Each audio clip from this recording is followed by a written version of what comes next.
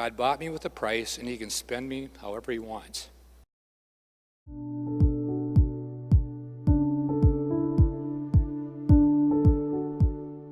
So some of the circumstances that brought me to Presbyterian Homes, I graduated from Bethel in 1975. I graduated with a degree in psychology.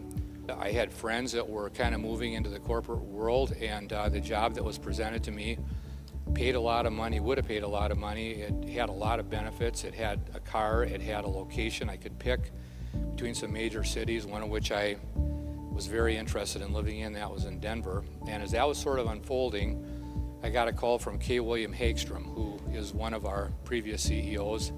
He actually called me while I was at work, and I remember it interrupted some stuff I was doing, and I recognized and wasn't sure what I was going to get there. Recognized right away it was Bill on the phone, and he said, "Dan, would you ever think about coming and working for Press Homes?" And I was thinking to myself, I don't think so, but I'll come over and talk. I knew Bill from a lot of ministry things he was involved with, and I wanted to meet him and talk to him about that because I'd been supporting him with a lot of volunteer work and stuff he was doing to support missionaries and pastors.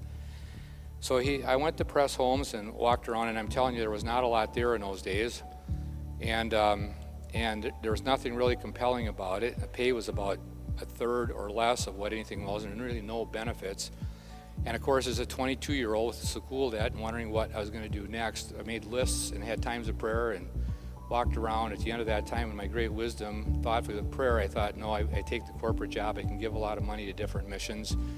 And as the day kind of unfolded that night, it was one of the toughest nights of my life. I remember almost like I was in flame or something. I couldn't sleep, and it took that for me to figure out that, I'd made the wrong decision. So I went back the next day and I said to Bill, if that job is still there, I'm good to go. So that brings me to my first why. I've got 4 whys that kind of extrapolate over time. The first why is this simple. God bought me with a price, and he can spend me however he wants. Now, I really thought I'd be there a couple of years, and then I would get a real job. I still hadn't given up that idea. But I also had a real peace about it. I had a real peace that the economics didn't matter, the status didn't matter. It was something God was calling me to do, and whatever it took, I was going to do it.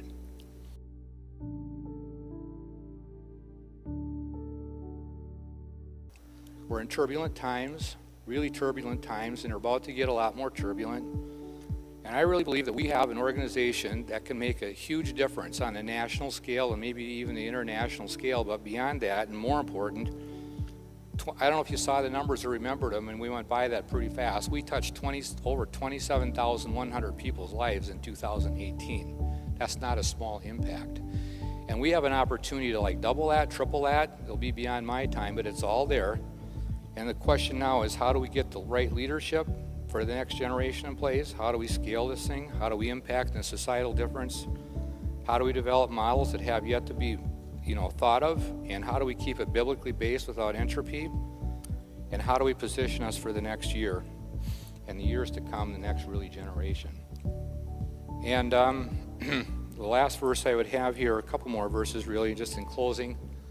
I just want to emphasize here again, I'm kind of early and right on time. This is like 2 times in my life, which is actually work. So you should celebrate that moment while you have a chance. We'll get you out of here in good time. First of all, from C.S. Lewis, and we use this a lot. It comes in a lot of different forms because he said it different ways. But this is really, really important. In fact, one of my learnings when I was a lot younger, I think people would know me then and say I had a kind of more of an edge, and I was all about the achiever, let's get it done kind of mentality, and much less patient with people. Now I get accused of being too patient with people, so maybe the pendulum just swings back and forth. But I think this is really important, that the only thing that's immortal that we work with are the people we work with, the people whose lives we've touched. The rest of it, I like to say to this, I was asked to talk at a group of strategic planning, and they were going on and on about stuff, and I finally just said to them, Mike's turn came, I said, all the stuff we're doing is just stuff. It's just stuff. It's going to come and go. I don't care how many billions of dollars there is, what the scope is. It's going to come and it's going to go. The only thing that matters is how we touch people's lives. And with that, I also will go to the next verse, which is Hebrews 10:24, and this is how we can encourage each other Let us consider how we may spur on one another to love and good works, not giving up meeting together as a habit of some, but encouraging one another, and doing this all the more as we see the day approaching. And I bring that all the way back to our theme for today, which is our opportunity is, in what does it really mean to rise in the presence of the aged and to honor the elderly face to face, to fear our God, because we're serving the Lord. And it takes everything we've got and more than any of us have. It's not just a trite saying. It sounds like a trite saying, but it is a lifetime call, and it's a meaningful one, and it's an eternal one, and we're all privileged to be some small part of it. And so that's my why.